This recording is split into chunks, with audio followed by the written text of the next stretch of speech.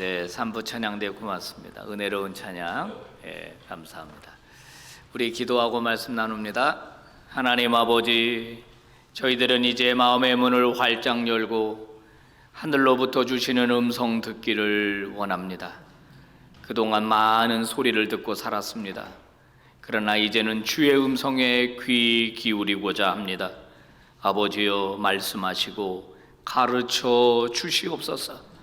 말씀대로 살아가는 복된 인생 되기 원합니다. 이 부족한 종을 성령으로 붙들어 주실 때 미련하고 우둔한 것 가려주시고 친히 말씀하시는 도구 되게 하여 주시옵소서. 예수님 이름으로 기도 올리옵나이다. 아멘. 자, 할 일을 한 것뿐입니다 라는 제목으로 하나님 말씀을 증거하겠습니다. 국제노동기구 워크프리라는 재단은 지금 전 세계 가운데 아직도 현대판 노예로 살아가는 수많은 사람들이 있다고 고발하고 있습니다. 대부분은 여성입니다. 성적 도구로 전락한 여성들, 그리고 어린아이들, 장애인들, 이런 사회적 약자들을 이 노동의 현장에 내몰고 그들의 인격을 짓밟고 그들의 노동력을 갈취하는 일이 지구상에서 지금도 일어나고 있다고 고발하면서 우리가 힘을 합쳐서 이 문제를 해결해야 된다고 주장하고 있어요. 여러분, 우리나라에도 심심치 않게 현대판 노예로 불리는 사람들이 나타나죠. 바로 최근 뉴스입니다. 넉 달 전에 속리산 정상 근처에서 한 시신이 발견이 됐습니다. 경찰이 조사를 해보니까 이분은 장애인이었습니다. 지적인 장애를 가지고 있는데 무려 20년 동안 속리산 근처 어느 숙박업소에서 노동력을 갈취당했습니다. 주인한테 폭행을 당하기도 하고 장애인 연금 나오는 것을 다 빼앗겼다고 합니다. 우리는 충분히 상상해 볼 수 있어요. 그가 얼마나 고생했을까, 얼마나 고통을 받았을까. 산 정상에서 죽음으로 밝혀진 이유가 뭔지는 모르겠지만 고단한 인생, 힘든 인생, 정말로 안타깝게 생을 마감했습니다. 여러분, 성경이 쓰여졌을 당시, 예수님이 사역했을 당시의 사회는 노예제도가 있었습니다. 로마 제국이라고 하는 제국은 수많은 노예들의 헌신으로 만들어졌다고 해도 과언이 아닐 정도입니다. 굉장히 다양한 계층의 노예와 종들이 있었어요. 그들은 이름도 없었고 자기 권리도 없고 자기 재산도 없고 그냥 말하는 짐승처럼 주인에게 실컷 이렇게 쓰임받고 또 시장에서 이렇게 물건처럼 거래되기도 하는 그런 비참한 인생을 살았거든요. 오늘날로 본다면 어떻게 사람이 사람에게 이럴 수 있다는 것인가? 어떻게 사람이 사람을 이런 식으로 대할 수 있는가? 의문이 들 수밖에는 없습니다. 오늘 읽은 이 본문 말씀에도 이 종에 대한 이야기가 나오고 있죠. 예수님이 주인과 종의 관계를 설명하면서 말씀을 하고 있습니다. 어떤 집의 종이 하루 종일 밭에 나가서 수고하고 일하다가 저녁 때 집에 돌아왔다는 겁니다. 그때 주인이 그 종에게 야, 너 참 오늘 수고했구나, 애썼구나, 얼른 씻어, 내가 밥 차려줄게, 그렇게 말할 주인이 어디 있겠느냐, 이렇게 예수님이 질문을 하시는 겁니다. 제자들이 뭐라고 대답했을까요? 에이, 그런 종 없죠. 그런 주인 없죠. 또 그가 일터에서 돌아와 가지고 수고하고 애써서 밥을 차려 가지고 주인에게 이렇게 주었을 때 주인에게 뭐 돈을 요구한다거나 그럴 종이 있겠느냐? 당연히 제자들은 그런 종이 어디 있어요? 그건 당연한 거예요. 종이라면. 아마 이렇게 대답을 했을 겁니다.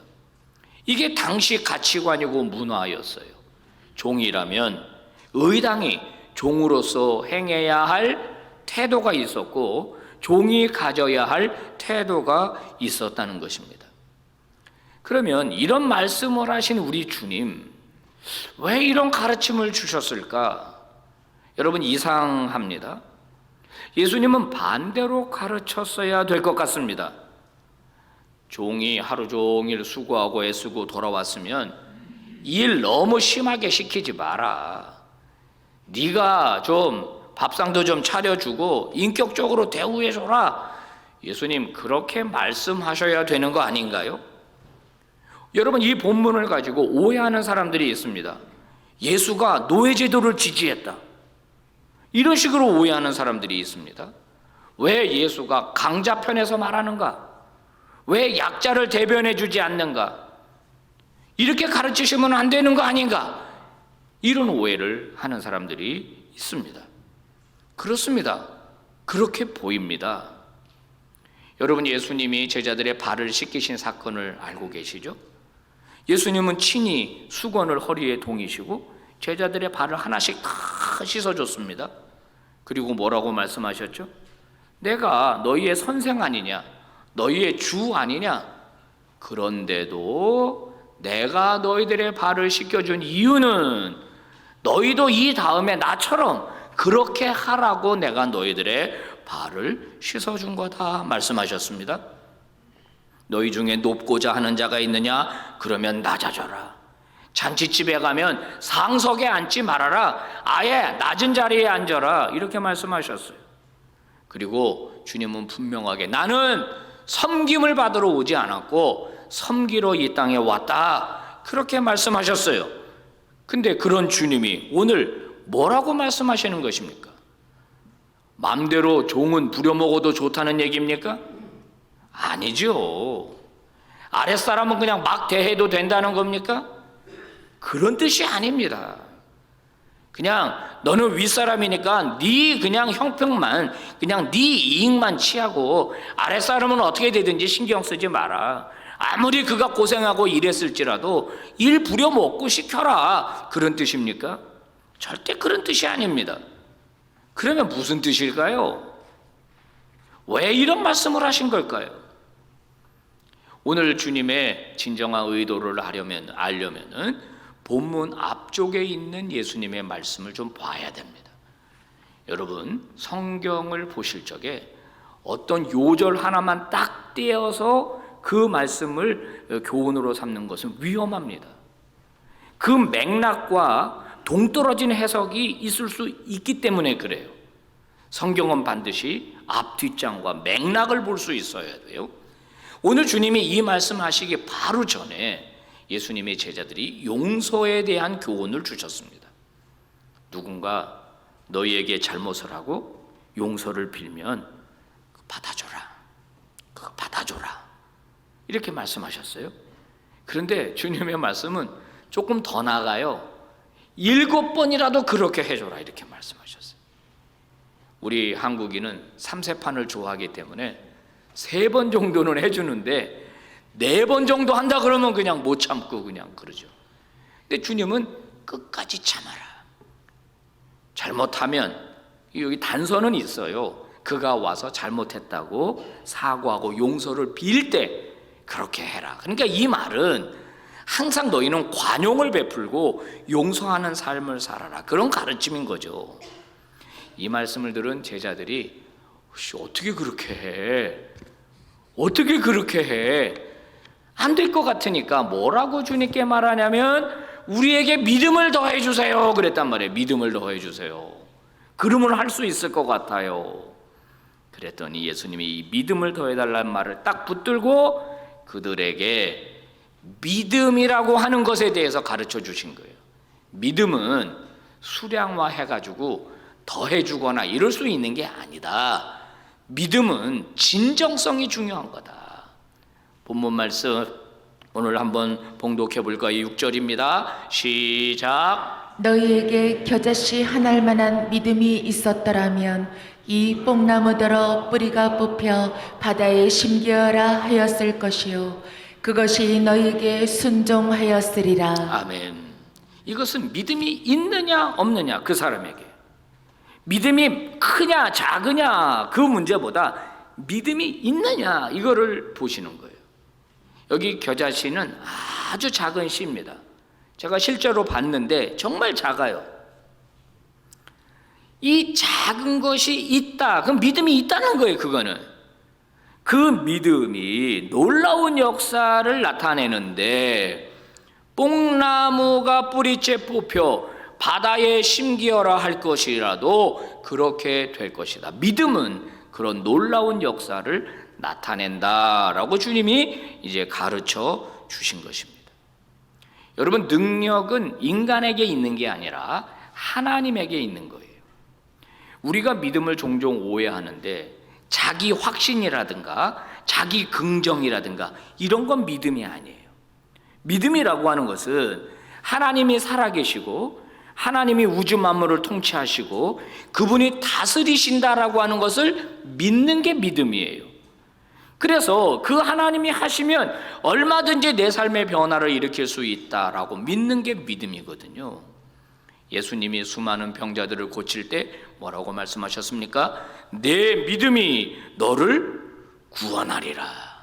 그러니까 이 믿음을 가지면 하나님의 역사를 나타낼 수 있고 경험할 수 있게 된다라고 하는 것이에요.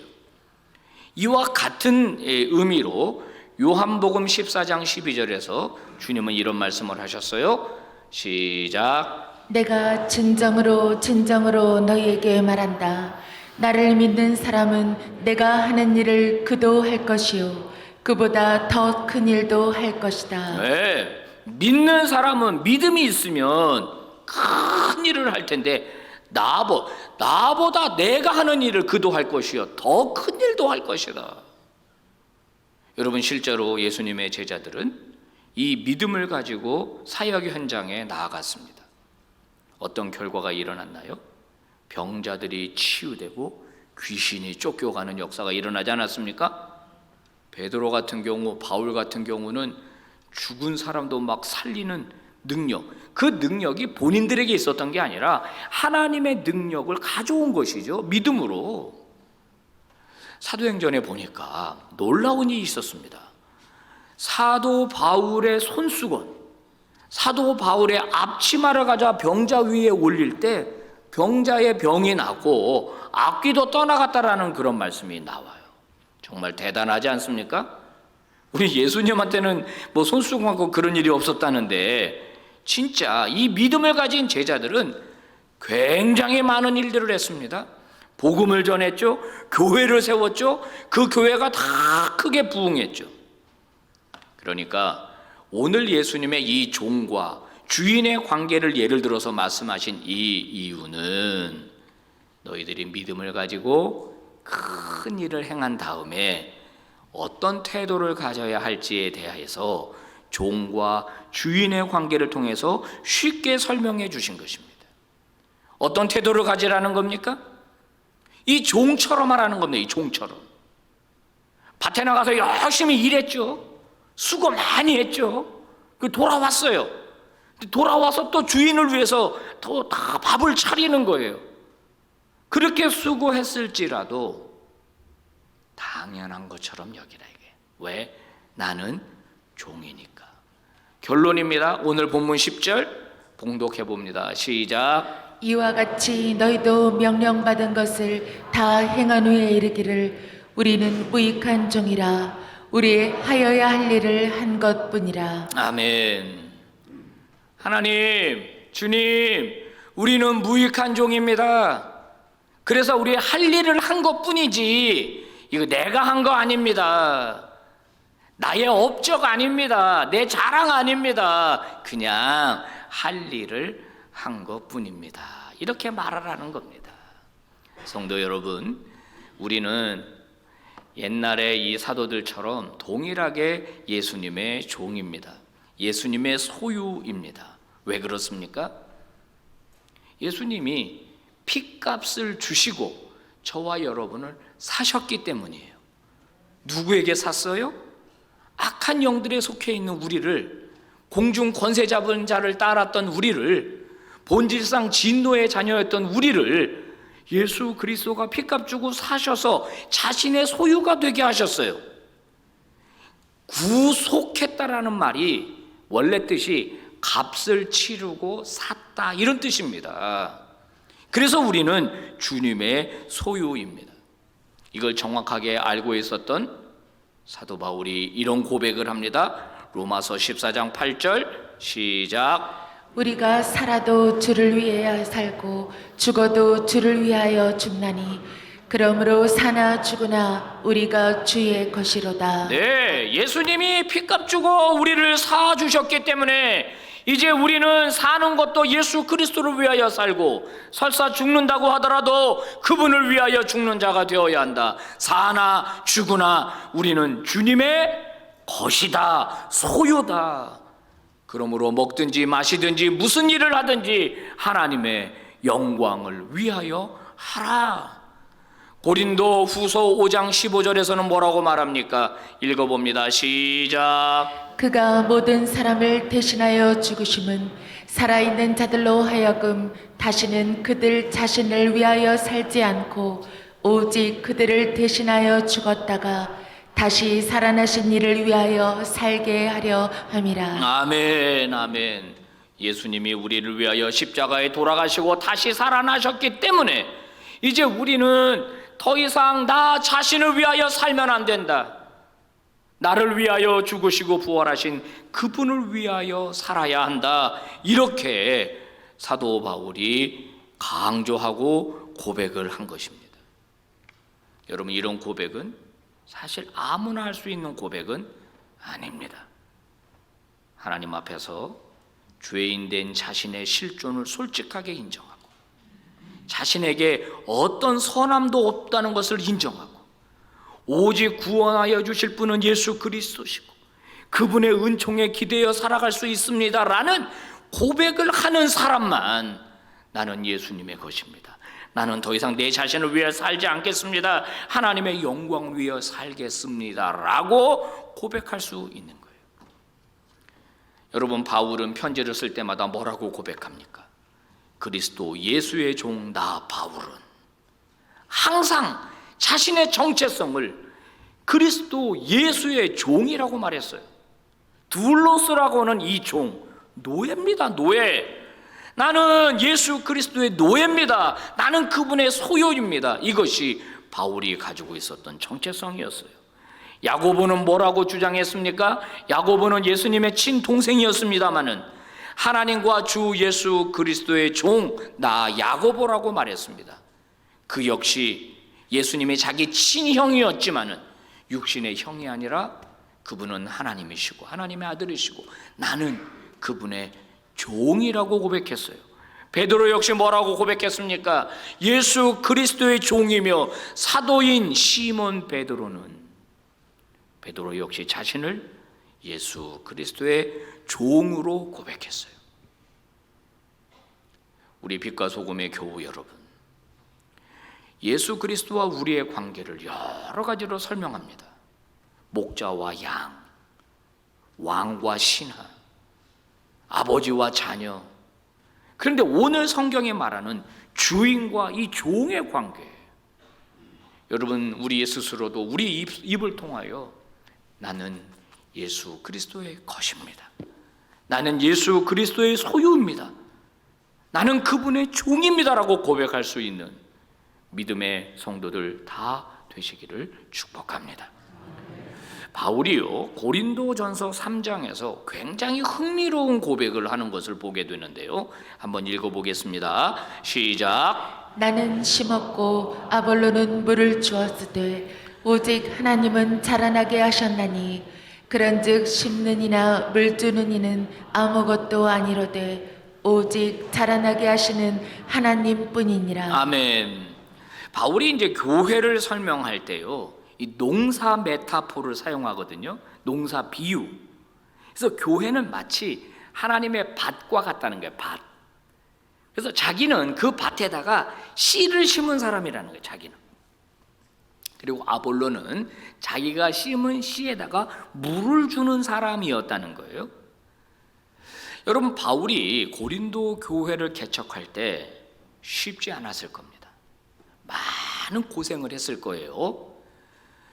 복음을 알지 못하는 곳에 복음을 전하고 전도하고 그들을 가르치고 이 복음을 심는 일은 진짜 쉽지 않았을 겁니다. 고생 많이 했을 겁니다. 그리고 바울이 다른 지역으로 이동하고 그 뒤에 누가 왔냐? 아볼로가 왔습니다. 아볼로는 그냥 복음으로 성도들을 잘 양육했어요. 그거를 물을 줬다라고 표현을 한 겁니다. 자, 여러분, 누군가가 어느 밭에다가 씨를 뿌렸다면, 그래서 거기서 농작물이 자라서 열매를 맺었다면 그 농작물은 뿌린 사람의 것일 겁니다. 그렇지 않겠어요? 또는 어떤 사람이 뿌리고 간 다음에 자기가 거기다가 김 주고 물 주고 뭐 이렇게 비료 주고 해서 잘 키워서 농작물이 나왔다면 그건 그 사람 것일 겁니다. 소유권을 주장할 수 있을 거예요. 근데 바울은 오늘 뭐라고 말합니까?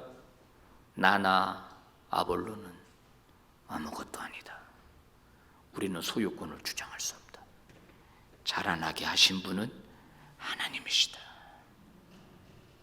난 아볼로는 결코 뭘 주장할 수 있는 사람들이 아니다.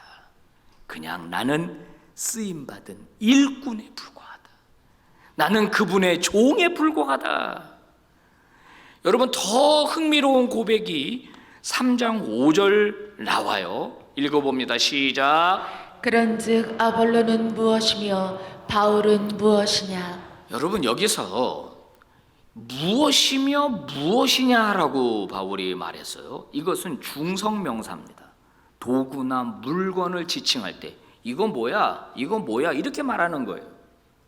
지금 바울은 자신과 아볼로의 지위를 격화시키고 있습니다. 자기 자신을 떨어뜨리고 있어요. 자기를 가리켜서 아볼로 뭐고 바울 뭐냐? 여기에 대한 대답은 뭐죠? 아무것도 아니다라니까. 아무것도 아니다. 우리는 도구일 뿐이다. 하나님 쓰시는 도구일 뿐이다. 그러므로 고린도 교회 앞에 어떤 소유권도 내세울 수 없고 어떤 기득권도 내세울 수 없고 자랑도 내세울 수 없다는 거예요.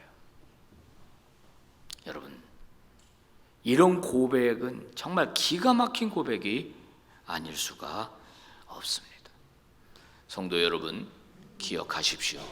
저와 여러분은 예수 그리스도의 소유이며 그분의 종입니다. 주인은 우리 인생의 주인, 여러분과 저의 가정의 주인, 내 생업터의 주인은 예수 그리스도 한 분뿐인 줄로 믿습니다. 우리 교회의 주인이 누굽니까? 바로 예수 그리스도, 그분이 주인입니다. 우리는 아무것도 아니에요. 어떤 것도 주장할 수가 없습니다. 그런데 안타까운 것은 최근 한국 교회 안에 주인 노릇하는 사람들이 너무 많이 등장하고 있다는 것입니다. 내가 이만큼 헌금했으니까 교회에서 내 이름을 좀 내야 되겠다. 내 지분을 좀 챙겨야 되겠다. 내가 이만큼 헌신했으니까, 내가 이만큼 기여했으니까 내 뭔가를 내가 요구해야 되겠다라는, 그러니까 자기 스스로 주인이 된 사람들이 교회 안에 너무 많아지고 있다는 거예요. 그러다 보니 교회가 갈등이 일어나고 교회가 변질이 되고 몸이 교회가 아프고 교회가 이 상하는 일들이 너무 많이 일어나고 있어요. 오늘 이 말씀은 제가 받아야 할 말씀이고 특히 우리 교회에 많이 수고하신 분들이 받아야 할 말씀이고 우리 한국 교회가 받아야 할 말씀입니다. 영국의 빅토리아 여왕은 종종 궁궐을 빠져나가서 믿음이 좋은 서민들과 사귀고 대화하는 것을 즐겨했다고 합니다. 한 번은 믿음이 굉장히 좋다는 소문을 듣고 한 과부를 찾아갔답니다. 찾아가서 이렇게 물었대요. 당신의 인생 통틀어서 당신이 가장 고귀하게 생각하는 손님은 누구셨나요?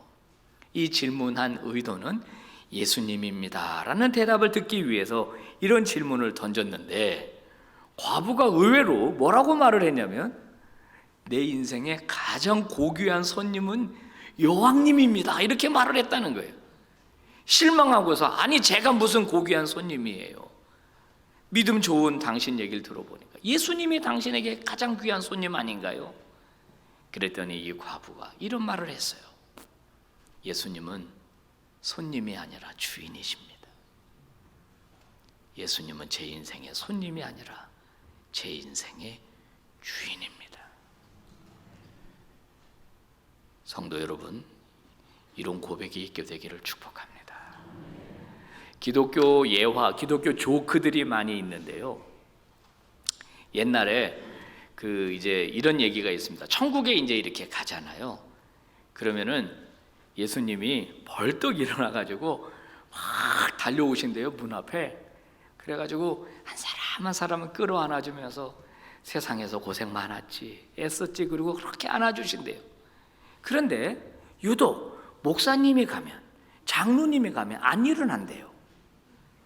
왜 안 일어나시냐 그랬더니 저것들이 내 자리 뺏을까 봐 내가 안 일어난다고. 여러분, 웃을 일이 아니에요. 근데 요즘은 또 일어나셔서 버선발로 뛰어나오신대요. 그래서 왜 그러냐 그랬더니, 야, 진짜 목사 오랜만에 본다. 천국에 오는 목사, 천국에 오는 장로 너무 오랜만에 본다, 반갑다. 그리고 또 뛰어나오신다는 거예요. 주여, 아버지, 여러분, 저 천국 가고 싶습니다. 우리 장로님들 다 천국 가시길 바랍니다. 캘커타의 성녀로 알려진 테레사를 아실 겁니다. 그분이 한 여러 감동적인 말 중에 이런 말이 있어요. 나는 하나님 손의 쥐인 몽당 연필입니다. 주님은 종종 나를 깎기도 하고 나를 자르기도 하십니다. 하지만 내가 그분의 손에 쥐어졌을 때 그분은 보잘것없는 이 몽당 연필 같은 나를 사용하십니다. 주님이 뭔가를 그리고 싶다면 저를 들고 그리십니다. 뭔가를 쓰실 일이 있다면 저를 가지고 쓰십니다. 이렇게 얘기했다는 거예요. 우리가 멋지게 그린 그림을 보면은, 와, 그림 참 좋다, 이 그림 누가 그렸어? 이렇게 얘기하죠. 그 연필이나 붓이나 뭐 이런 거를 우리가 이렇게 막 하지를 않아요. 뭘로 그린 거야 도대체, 무슨 연필로 그린 거야, 이렇게 안 한다는 거예요. 좋은 글이 있으면 그 글을 쓴 사람을 우리가 칭찬하지, 만년필로 썼어? 볼펜으로 썼어? 도구로 생각하지 않은 것과 꼭 같다는 거예요. 우리는 하나님 손의 쥐인 몽당 연필에 불과합니다. 부족하죠. 별거 아닌데 하나님이 쓰시면 기쁘게 쓰임받게 될 것입니다. 예수님을 태우고 예루살렘 성에 입성했을 때 나귀가 쓰임을 받았습니다. 많은 사람들이 호산나 호산나, 주의 이름으로 오시는 이여 호산나 그러면서 막 환호하고 박수를 치고 그랬습니다. 나귀가 착각하면 되겠습니까? 나한테 이러는구나, 내가 잘났구나. 나귀가 착각하면 되겠는가? 나는 예수님을 등에 업은 나귀일 뿐인데 내가 착각하면 되겠는가? 여러분, 우리가 하나님 앞에 순종하는 이유가 무엇입니까? 헌신하는 이유가 무엇입니까? 왜 열심히 봉사하십니까? 하나님을 회유해서 더 많은 복을 받아내려고 하는 것입니까? 아니면 이렇게 헌신하고 봉사해서 내가 교회에 무슨 주인 노릇하려고 하시는 것입니까? 내가 무슨 기득권을 주장하려고 하는 겁니까? 내 이름을 드러내려고 하는 것입니까? 그거 아니잖아요. 받은 은혜가 감사하고 나를 써주신 게 감사해서 그 은혜의 100만 분의 1이라도 갚을 수 있을지 모르지만 최선을 다해서 섬기는 거 아니겠어요? 여러분, 우리가 어떤 섬김을 하든 어떤 헌신을 하든 그건 주님을 만족하게 하지는 못합니다. 그러나 주님을 기쁘시게 할 수는 있습니다. 어느 집에 어린 아이들이 용돈을 한 푼 두 푼 모아서 엄마 아빠 생일 선물을 샀습니다. 어버이날에 선물을 샀습니다. 엄마 아빠 어버이날 축하드려요. 손수건 한 장, 그게 뭐 부모를 만족시킬 수 있겠어요? 매덕들은 통장도 아니고. 하지만 부모를 기쁘게 할 수는 있죠. 그 작은 선물을 받고 엄마 아빠는 기뻐하는 겁니다. 성도 여러분, 우리의 헌신은 주님을 기쁘시게 할 수 있습니다. 우리는 어떤 헌신을 하든지 간에 하나님 앞에서 나의 어떤 공로도 주장하지 않는 그런 겸손한 믿음의 종들, 예수 그리스도의 종들, 주님의 소유 다 되시기를 예수 그리스도의 이름으로 축복합니다. 우리 빛과 소금의 성도 여러분 중에는 한 분도 자기 공로를 주장하는 분들이 없기를 주의 이름으로 축복합니다. 오늘 하나님께서 우리에게 주신 말씀이 있어요. 이 말씀을 가슴에 잘 새길 수 있기를 바랍니다. 같이 우리 봉독합시다. 시작. 이와 같이 너희도 명령받은 것을 다 행한 후에 이르기를 우리는 무익한 종이라 우리가 하여야 할 일을 한 것뿐이라 할지니라. 아멘. 기도하겠습니다. 하나님 아버지, 할 일을 했을 뿐입니다. 구원해 주신 은혜, 자녀 삼아 주신 은혜가 감사해서 할 일을 했을 뿐입니다. 하나님 앞에 무엇을 내세울 수 있겠습니까? 우리의 무엇을 자랑할 수 있겠습니까? 그저 쓰임받은 것이 감사할 뿐입니다. 저희들을 계속 사용하여 주셔서 하나님의 영광 드러내는 주의 종들 되게 하여 주시옵소서. 예수님 이름으로 기도 올리옵나이다. 아멘.